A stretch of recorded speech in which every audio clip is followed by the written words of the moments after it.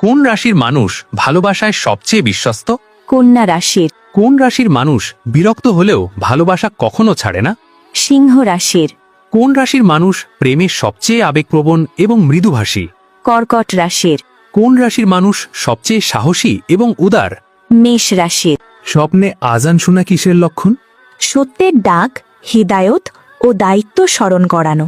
স্বপ্নে রোজা রাখতে দেখলে কি হয়? তাকুয়া, আত্মসংযম ও আল্লাহর সন্তুষ্টি। স্বপ্নে জাকাত বা দান করতে দেখলে কি হয়?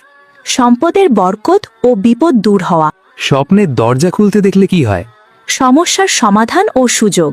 স্বপ্নে নিজেকে হারিয়ে যেতে দেখলে কি হয়? জীবনে দিকভ্রান্তি, ঈমানের দুর্বলতা বা সিদ্ধান্তহীনতা। বাচ্চার দুষ্টুমিকে শয়তানি বলা কি ঠিক? একদম না, এটাকে চঞ্চলতা বলুন। মানুষকে শয়তানের সাথে তুলনা করা কেন হারাম? কারণ শয়তান হল আল্লাহর অভিশপ্ত। বাচ্চাকে তুই একটা শয়তান এমন কথা বললে ক্ষতি কি?